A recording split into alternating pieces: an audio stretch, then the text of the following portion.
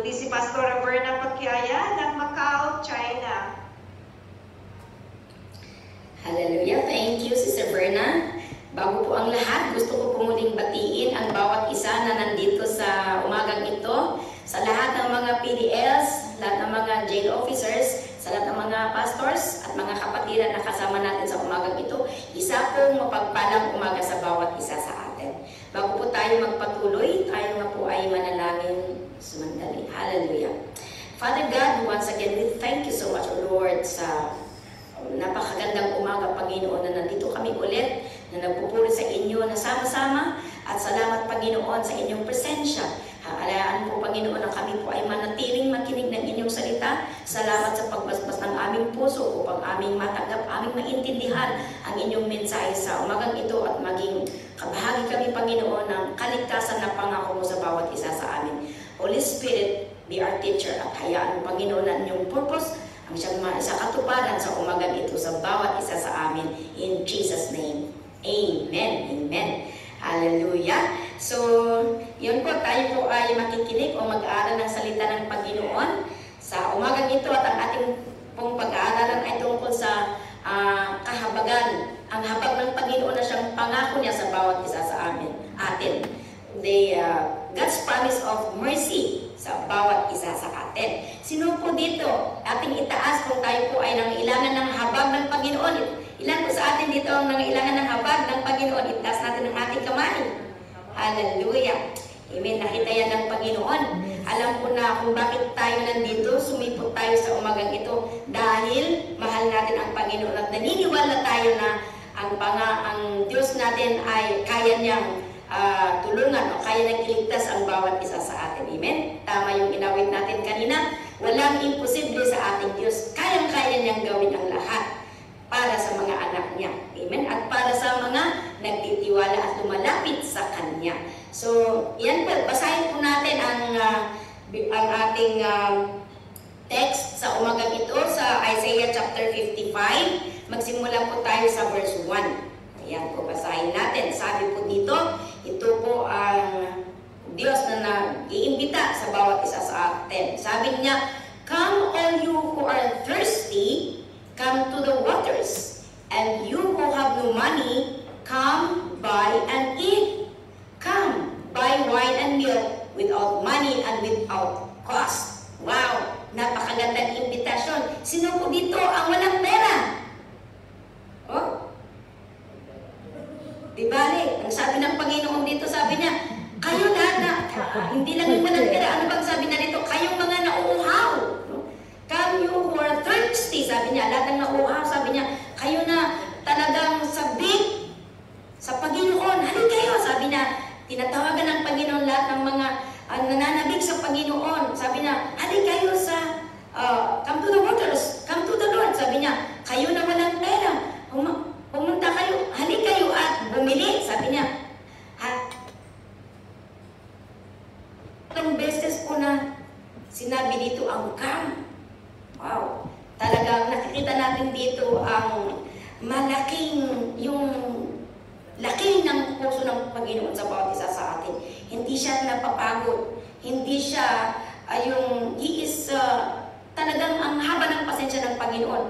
3 beses siyang nananawagan. Ibig sabihin na binibigyan tayo ng Panginoon ng tsansa. God is a God of second chances, na kung di natin napakinggan yung unang pagtawag niya, ito ulit nananawagan. Alam niyo po ba na 3 beses sa Biblia nakasulat doon na ilang beses mangungusap ang Panginoon, 3 at more than pa na mangungusap ang Panginoon sa bawat isa sa atin. Sabi niya doon na nangungusap siya sa pamamagitan ng panaginip, nangungusap siya sa pamamagitan ng sa mga circumstances na nangyari, yung mga sitwasyon natin, pwedeng sa mga pagsubok na pinagdadaanan natin, pwedeng sa ibang tao, gagamitin niya ibang tao na mangungusap sa atin. Dahil mahal po ng Panginoon ang bawat isa sa atin at ayaw niya na tayo ay mapunta sa impyerno. Ayaw na tayo ay masira, tuluyan. Kaya ito nananawagan siya, kayo na nananabik, kayo na nauuhaw ng kaligtasan, nauuhaw ng pagmamahal. Sabi niya doon,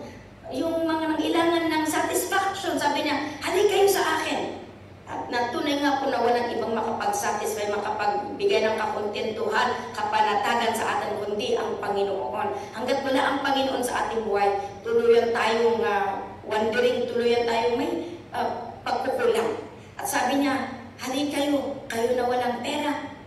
Ang iniimbita ng Panginoon sa bawat isa sa atin ay yung iniimbita niya tayo na tayo ay lumapit sa Kanya.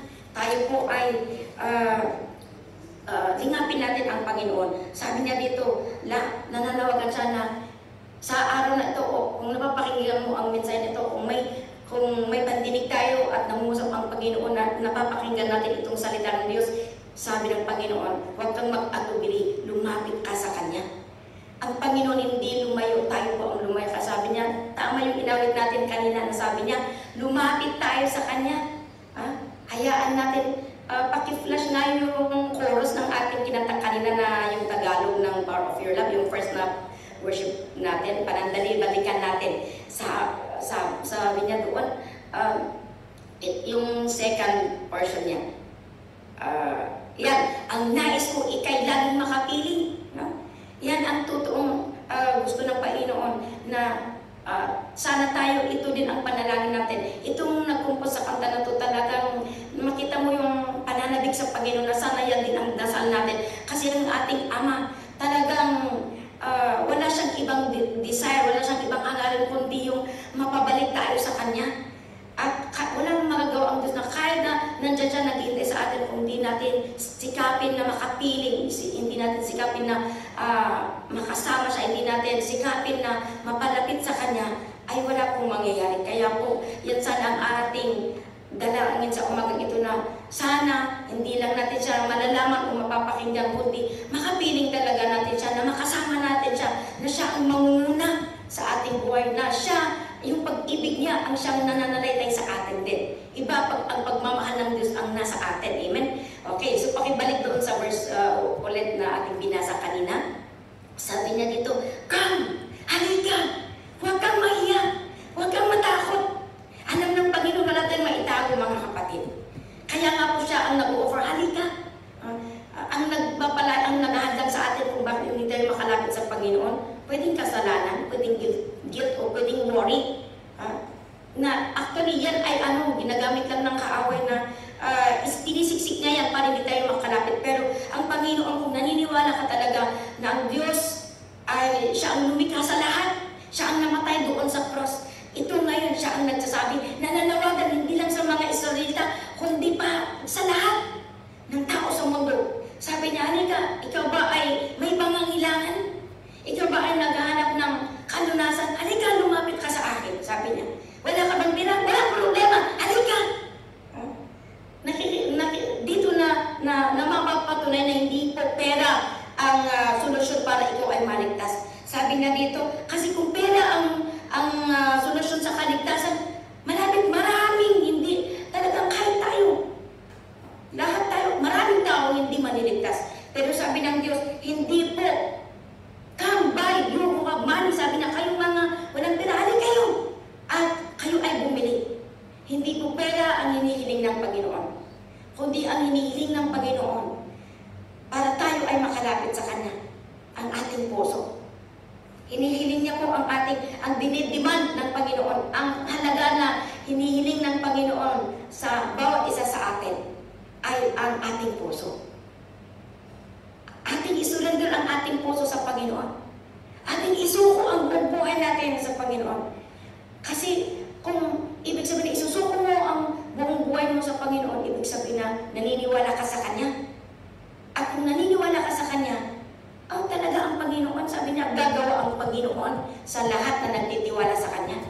Kung isusuko mo ang puso mo, isusuko mo ang buong buhay mo, kung ibibigay mo ang puso mo sa Panginoon, ibig sabihin, mahal mo ang Panginoon.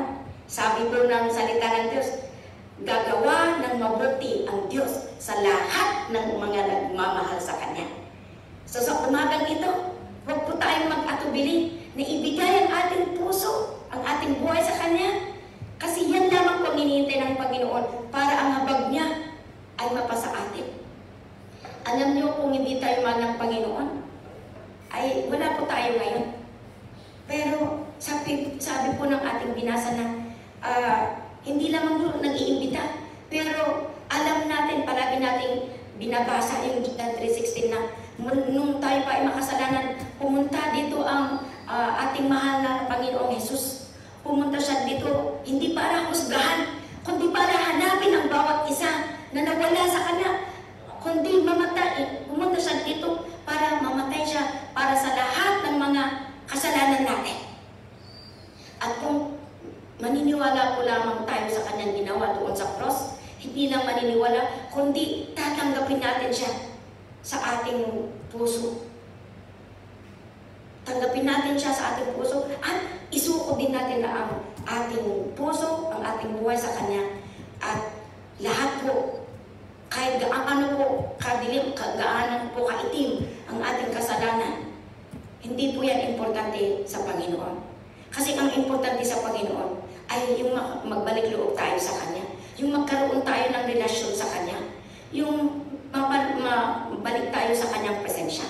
Yan po ang importante sa Diyos. At yun nga po, huwag natin kalimutan yung ginawa niya sa cross, namatay siya para sa ating mga kasalanan. Yan po ang pamamaraan, yan po ang chance na ibinigay ng Panginoon sa atin para tayo po ay makabalik sa Kanya, para ang kasalanan natin ay mapatawad upang yung habag niya ay mapasa atin. Gumawa na siya na po ang nagsakripisyo para sa atin. Kaya nga po ginawa niya ang parte niya, gawin natin ang parte natin na iniimbitahan niya tayo. At sabi niya, tanggalin natin ang lahat ng pagdududa, lahat ng takot, lahat ng pride, no? Yan ang nagadlang sa atin. Lahat ng uri ng kasamaan, isurrender natin lahat sa Panginoon. Tayo po ay magsisi, talikuran na natin, iwanan na natin, at tayo ay lumapit sa Panginoon. Kasi yung kasalanan yan ang naghadlang sa atin, yan ang nagtatali sa atin para hindi tayo makalapit sa Panginoon. So, mga kapatid, kung basahin natin sa verse 6, sabi niya sa verse 6, tuloy natin po. Hallelujah. Sabi po dito sa verse 6, seek the Lord while He may be found. Kung sasabihin niya, seek the Lord, ibig sabihin, gawin natin ang lahat, sikapin natin, gawin natin ang lahat ng paraan, sikapin natin na makilala natin ang Panginoon, na makatagpo natin, na makapiling natin ang Panginoon. Lahat ng tao, kilala nila ang Diyos, pero wala pa silang relasyon sa Panginoon. Kilala nila ang Diyos, pero ang layo nila sa Diyos, hindi nila nararamdaman yung pagmamahal ng Panginoon. Pwede nga isang tao kilala niya ang Diyos, pero hindi niya nakakasama ang Diyos. Hindi niya nararamdaman ang Diyos na kanyang pinaniniwalaan. So, sabi niya, sikapin natin na makasama natin ang Diyos. Bakit niya sinabing sikapin natin? Call on Him while He is near. Tumawag tayo sa Kanya habang siya ay malapit. Ibig sabihin, may panahon na kahit hahanapin mo ang Diyos, hindi mo na siya mahanap. Dahil huli na ang lahat. Kung patay na ang isang tao, wala na, hindi na siya makatawag sa Panginoon. Paano mo makahanap ang Panginoon kung patay ka na? So habang buhay pa tayo, huwag nating palagpasin yung binigay sa atin ng tsansa ng Panginoon na makatagpo natin siya, na mahanapan natin siya. Pero mayroon pong warning ng Panginoon, no? Huwag natin sabihin na, habang buhay ako, huwag natin sabihin na, buhay ka, dahil bata ka pa, marami pang tsansa. Hindi po. Hindi rin natin alam. Kasi may warning din ang Panginoon na sabi niya, itong panahon na to, sabi niya, maganda ka, sabi niya, sabi niya doon sa, si mismo Jesus ang nagsabi dito na, huwag niyong pabayaan ang tsansa na ibinigay ko sa inyo. Dahil darating yung araw na, dahil napasama at pasama ang mundo, at dahil sa kasamaan ng mundo, pwedeng mapatigas ang puso ng tao at hindi na niya mapakinggan ang boses ng Panginoon. Hindi na niya kayang tumawag sa Panginoon dahil napatigas na ang puso. Yan po ang nakakatakot, mga kapatid. Kahit buhay tayo, kung tumigas ang puso natin, hindi na natin mapapakinggan ang salita ng Diyos. Kaya, mga kapatid, ngayon, na nabigyan tayo ng pagkakataon na napapakinggan pa natin ang salita ng Panginoon, naiintindihan natin, nararamdaman natin ang pagmamahal ng Diyos, nararamdaman natin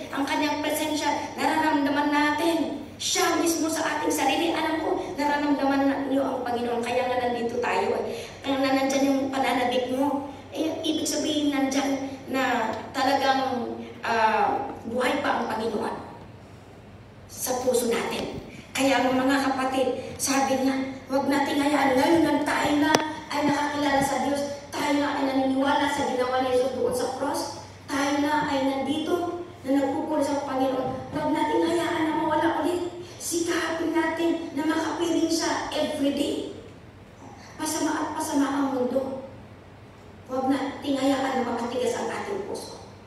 Sikapin natin na yung closeness natin sa Panginoon ay mapanatili natin. Sikapin natin na everyday, araw-araw, makakasama natin ang Diyos. Sikapin natin na yung pagmamahal natin sa Diyos ay hindi lalamig, kundi sana patuloy na mainit ang ating pagmamahal sa Kanya. Kasi darating yung araw pala na yan, kahit ang gawin ng tao, wala na. Huli na ang lahat. O kaya, kung magpapabaya tayo, kung hindi natin sisikapin na makapiling siya araw-araw, hindi natin sisikapin na makasama siya araw-araw, hindi natin sisikapin na patuloy na mainit ang ating pagmamahal sa Kanya, darating yung time na lalamig. Sa dami naman ng mga nangyari, pwedeng lalamig ang ating pag-ibig sa Kanya. Kaya, everyday tag-o-for po yan. Pero, kailangan natin ipaglaban kasi ipinaglaban tayo ng Diyos. Ipaglaban din natin ang ating relasyon sa Kanya. Alam niyo ang ginagawa ng kaaway para mawala yung pagmamahal natin sa Kanya. Ang ginagawa niya, yung mga, kung ano-ano yung pinapakita niya, ginagamit niya ang mga senses natin para tayo ay iligaw. Ginagamit niya kung ano-ano inilalagay niya sa ating isip, greediness. Pagiging sakin sa ating isip, yan ang ginagamit niya para tayo ay iligaw. O kaya, nandyan yung pride na kontento na tayo, parang wala na tayong pangailangan. Di ba, okay na ang lahat. O, dahil sa pride, nawawala na pa na liligaw ang isang Kristiyano. Kaya mga kapatid, everyday ang sabi ng Panginoon, para hindi tayo ulit mawala. Kasi sayang, nung alam mo kung tayo ay totoong nagsisisi sa ating mga kasalanan, ang Panginoon agad-agad niya pinapatawad. Kinakahabagan niya ang bawat isa sa hindi mahirap,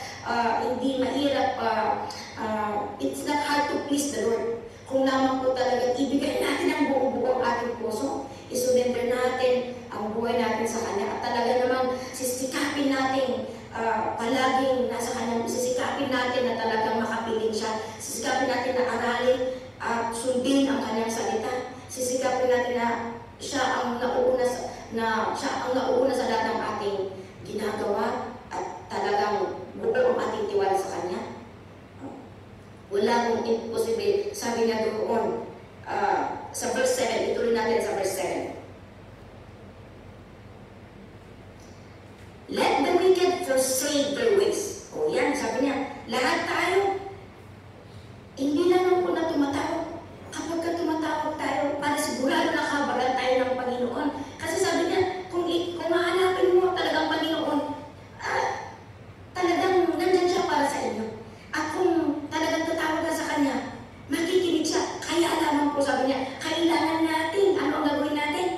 Para pakinggan na tayo, tanggalin natin ang lahat. Sabi niya, magbago na tayo. Magbago na tayo sa lahat ng ating mga ginagawa na hindi kaaya-aya. Yung mga ugali natin, yung pagiging pilosopo natin, yung pagiging hangal natin, na nakikinig tayo pero lumalabas sa kabila. Yung hangal means yung talagang wala kang pakialam, parang baliwala. Huwag natin baliwalain. Hinanap ko sa Biblia, ibig sabihin ng hangal. Ang sakit, pakinggan, pero ang sabi na doon, ang hangal ay yung stupid. Huwag tayo maging pilosopo or stupid or hangal, kasi pag hangal tayo, ay talaga yan ang magdadala sa atin sa impyerno. Kaya sabi niya doon, tanggalin natin ang wickedness, ang pagiging pagbabaliwala, pagpapabalaya. Sabi niya, lahat ng mga hindi kaaya-aya, lahat ng hindi maganda, sabi niya, tanggalin natin sa ating isipan. Sabi niya, ating isipan natin kailangan mabago. At let Him turn to the Lord. Tayo po ay magbalik, lumapit tayo sa Panginoon.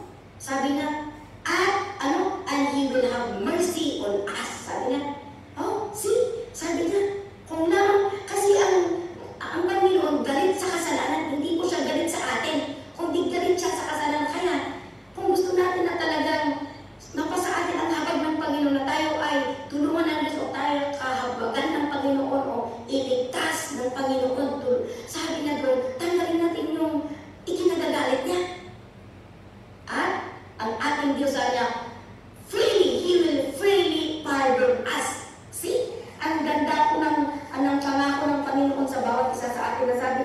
ang promise ng Panginoon, yung gaano kalaki ng kasalanan mo, kaya-kaya niyong patawarin ngayon. No? Lahat, wala siyang ititira. Pero kailangan din niya tayo, may gawin din tayo. Kung isusuko natin ang ating puso, lahat ng nandyan sa ating puso, lahat ng pagmamayabang, lahat ng greediness sa ating isipan, lahat ng mga hindi kaaya-aya, lahat ng pagnanasa na hindi kaaya-aya sa Diyos, tanggalin na natin. Sabi niya, ibigay na natin ang lahat sa Kanya upang ang habang na hinihiling natin sa hinahangad natin ay maibigay ng Panginoon sa atin. So mga kapatid, huwag natin patagalin. Huwag tayong magduda kasi ang Panginoon, magaling siya eh. His ways, sabi nga doon sa verse 9, basahin natin sa verse 8, sa verse 8. Matatapos na tayo sa kanya. For my thoughts are not your thoughts. See? Sabi niya, ang isipan ng Diyos ay mas mataas kaysa sa ating iniisip. Kaya, kung alam mo na mas mataas siya pala, ibig sabihin, kayang-kaya niya kanyang tulungan, no? Sisilan ng mga nangyari sa atin. Inisip natin, ay, pati yung problema mo, minsan sabi natin na, lalapit ako sa Panginoon kung okay na ako. Hindi po. Hindi mo kung ang shortcut po niyan, isuko mo. Kasi problema mo, ugali mo. Isuko mo sa Diyos at hayaan mo ng Espiritu ng Diyos ang siyang magbago sa atin. Kasi hindi natin kaya baguhin ang ating sarili.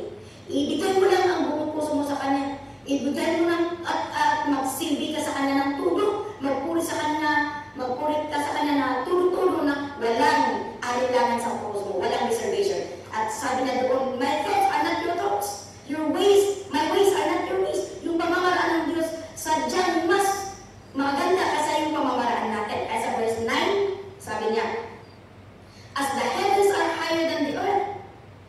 Ang langit, kung gaano kataas ang langit, as the heavens are higher than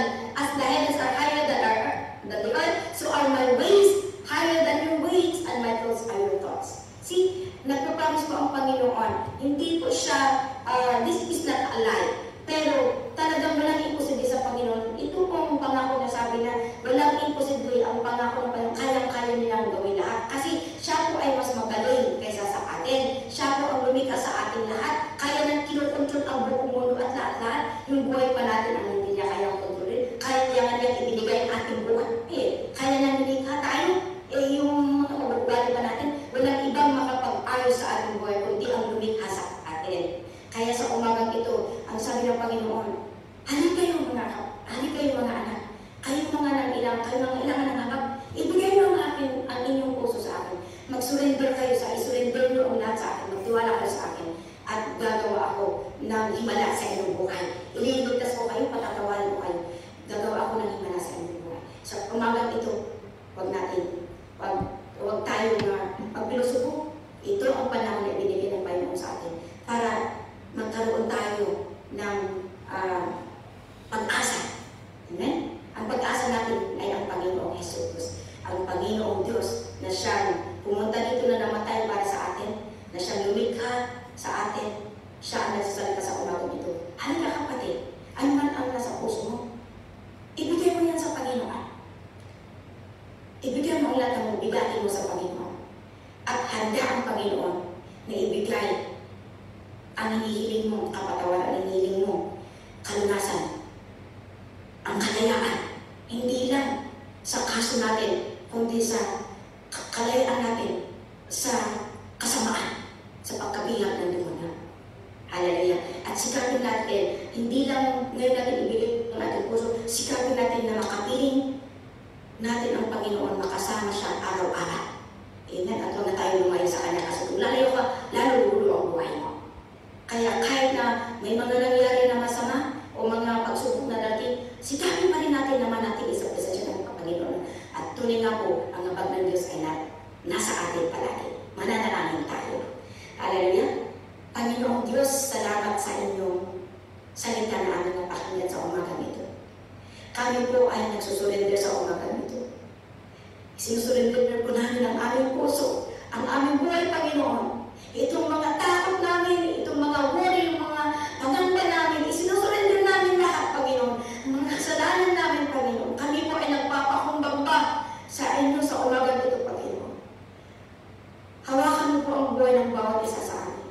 At humihiling po kami ng kapatawaran sa lahat ng aming mga pagkukulang, sa aming mga kasalanan, sa aming mga kahinaan. Panginoon, nagsusurrender po kami. Ikaw nga po, Panginoon, magiging driver sa buhay namin. At tulungan mo kami, Panginoon, na magtiwala sa inyo. Tulungan mo po kami, Panginoon, na hindi namin makinig sa inyong banal na Espiritu na nangungusap sa aming puso. Tulungan mo kami, Panginoon, na mapakinggan ang inyong boses araw-araw sa pamamagitan ng inyong salita, sa pamamagitan sa mga konsensya namin, Panginoon, na alam namin nangungusap pa sa aming konsensya. Nangungusap ka sa inyong salita araw-araw. Tulungan mo kami, Panginoon, na piliin namin makapiling ka, makasama ka. Piliin namin, Panginoon, na manatili sa inyong presensya. Piliin namin na ito ang aming mahalin sa araw-araw, Panginoon, sa lahat ng aming ginagawa. Ay piliin namin gumawa ng mabuti. At alam namin, Panginoon, sa anumang oras at anumang sitwasyon, anumang kalagayan meron kami, alam namin na Panginoon, ang inyong salita, nandiyan ka, Panginoon, na tuloy na tutulong sa amin, na magbigay ng habag sa bawat isa sa amin, lalo ang kaligtasan na aming kailangan araw-araw. Salamat, Panginoon, sa inyong pagmamahal. Salamat, Panginoon, sa tsansan na ibinigay mo sa amin. Puspusin mo kami ng inyong banal na presensya, Panginoon. Hindi na lamang sa araw na ito, kundi, Panginoon, araw-araw, Panginoon, na yan ang aming dalangin. Patuloy mo kami, Panginoon, na puspusin ng inyong kapangyarihan upang meron kaming lakas at meron kaming kagalahan na patuloy na hanapin ka at patuloy, Panginoon, na magsilbi sa inyo araw-araw.